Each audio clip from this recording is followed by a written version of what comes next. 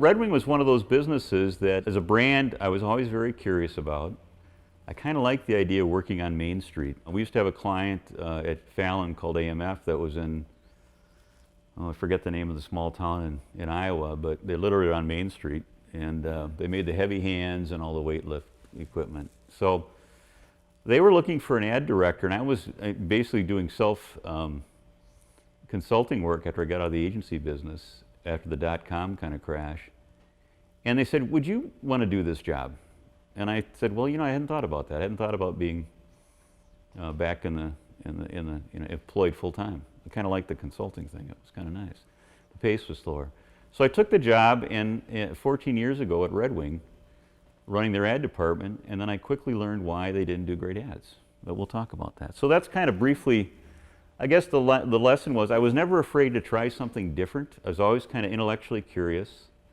I always wanted to read a lot and understand how businesses work. My clients would always tell me that they always thought that, yeah, I knew the ad business, but they really appreciated I understood their business. And my motto always was that if you could understand the client's business as well as they did, it became much, much easier to sell work. What I learned when I got to Red Wing was that I could hire specialists like Capsule who would give me what I wanted. Now, I was a knowledgeable buyer. The risk, I think, for a lot of clients is you really have to understand what you're buying. But I would buy services like for direct marketing from Slice, design from Capsule, media from Hayworth. I mean, I basically said I don't need to pay those retainers. I could spend the money more effectively and get better product by going to specialists. And I think right now, I do think that the world of advertising, and agencies are struggling with this, is that their model is broken, because I do think this world of specialists is really the way to go.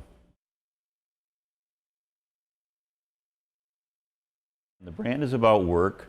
Our tagline, "Work is our work," is really what we do. And we advertise to that group, and they're very, work boots are about 2% of the U.S. footwear market. It's a really, really small business. It's so small that people like NPD don't even measure it.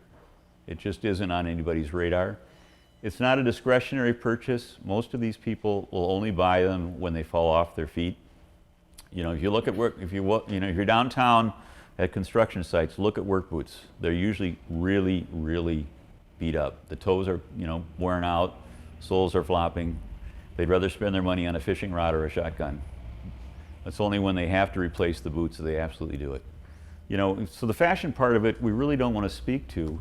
And frankly, the fashion people like looking at the work messaging, because that's why they're buying it. And they're buying more the Americana of it. Japan is the biggest market. U.S. is second for that business. But the Japanese buy it for the Americana of it. When you see these Japanese tourists in Red Wing, I mean, they think they're at Disney World. I mean, Main Street, the brick buildings, the river, the trains. I mean, they're just kind of like smitten by that whole imagery, and that's what they buy.